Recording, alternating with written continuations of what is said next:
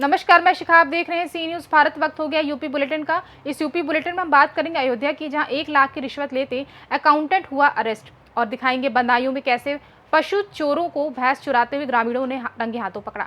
आगे चर्चा करेंगे हमीरपुर की, जहां सुमेरपुर कस्बे में आज निकाली जाएगी ऐतिहासिक तीजा मेला की भव्य और विशाल शोभा यात्रा। ऐसी तमाम खबरों पर चर्चा करेंगे विस्तार से। खबर अयोध्या से, जहां शिक्षा विभाग में तैनात जीपीएस अकाउंट से पैसे निकालने के लिए मांगी थी घूस। अयोध्या में शुक्रवार को विजिलेंस टीम ने शिक्षा विभाग के असिस्टेंट अकाउंटेंट को ट्रैप किया।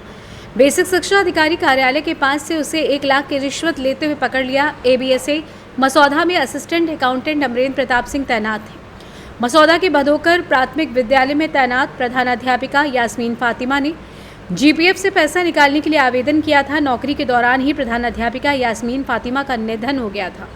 उन्होंने पति इरफानुल हक को जीपीएफ अकाउंट में नॉमिनी बनाया था। जीपीएफ का पैसा निकालने के लिए सहायक लेखाकार अमरेंद्र प्रताप सिंह ने 1 लाख रुपए मांगे थे। इसकी सूचना उन्होंने विजिलेंस को दी थी। यास्मीन फातिमा शहर के हसनू कटरा की रहने वाली थी। शिकायतकर्ता मोहम्मद इरफानुल हक को सहायक लेखाकार ने बीएसए कार्यालय के पास पैसा देकर बुलाया था।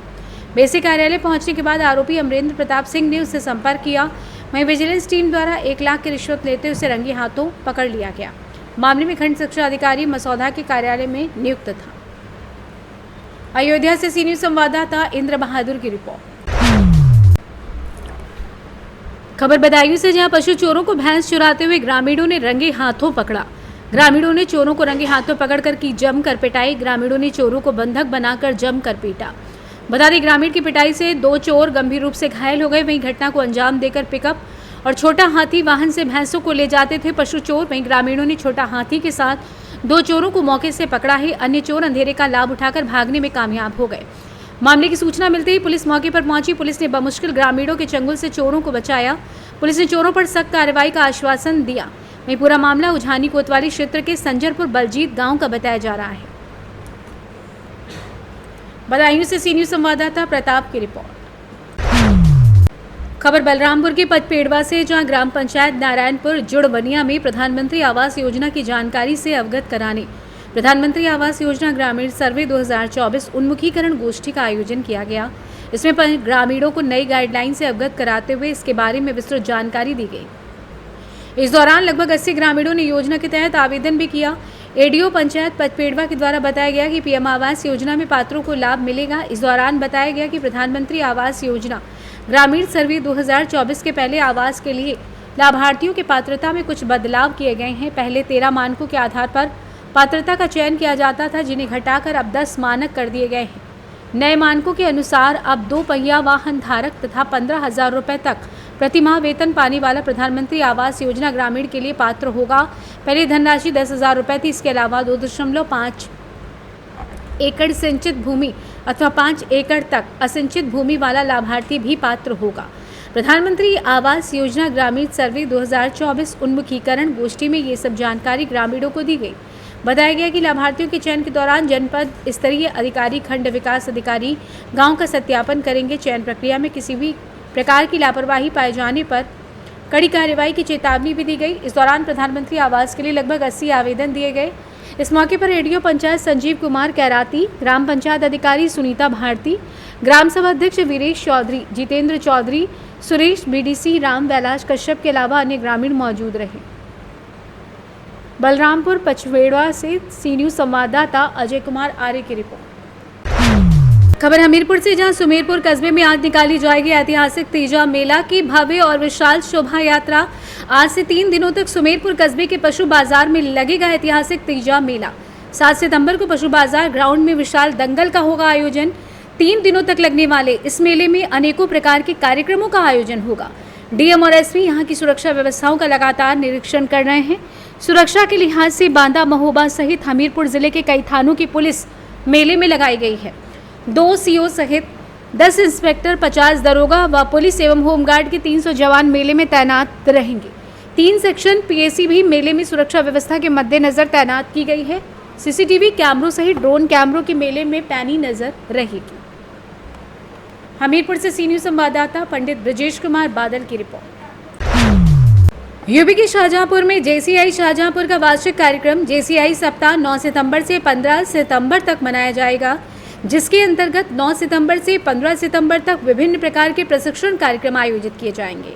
सप्ताह निदेशक सचिन बाथम के निर्देशन में 9 सितंबर को सुदामा प्रसाद इंटर कॉलेज रेती रोड पर मीट द यूथ कार्यक्रम के अंतर्गत युवाओं को नेतृत्व विकास पर प्रशिक्षण, 10 सितंबर 2024 को जयपुरिया स्कूल में इन्वेस्ट इन योरसेल्फ कार्यक्रम के अंतर्गत इफेक्टिव पब्लिक स्पीकिंग प्रशिक्षण, 11 सितंबर को लीड कॉन्वेंट स्कूल में पर्यावरण पर पोस्टर बनाओ प्रतियोगिता, 12 सितंबर को दून इंटरनेशनल स्कूल में महिला सुरक्षा एवं महिलाओं की आत्मरक्षा के संबंध में प्रशिक्षण कार्यक्रम, 13 सितंबर को सप्ताह निदेशक सचिन बाथम के कार्यालय पर बिजनेस पर सेमिनार एवं ट्रेनिंग, 14 सितंबर को ऑल सेंट्स स्कूल में छात्र छात्राओं द्वारा अपने जीवन के अनुभवों के आधार पर अपने दादा दादी को एक आभार पत्र लेखन प्रतियोगिता और अंत में जेसी सप्ताह का ग्रेट डे मनाकर सेवा सप्ताह का समापन होगा।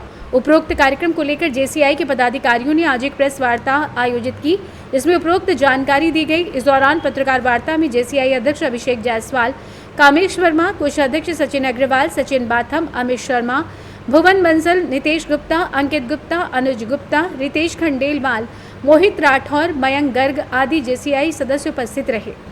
आइए जानते हैं इस विषय में अध्यक्ष जेसीआई अभिषेक जायसवाल एवं डायरेक्टर जेसीआई सचिन बाथम ने और क्या कुछ जानकारी दी। इसका वीक किस तरह का कार्यक्रम है और इसमें किस तरह के कार्यक्रम किए जाएंगे, किस तरह से इसमें जागरूकता वाले कार्यक्रम किए जाएंगे, क्या पूरी थीम है? जेसीआई वीक हर वर्ष पूरे वर्ल्ड में और पूरे इंडिया में हर ज़िले में जेसीआई चैप्टर बना हुआ है, उसमें ये वीक मनाया जाता है।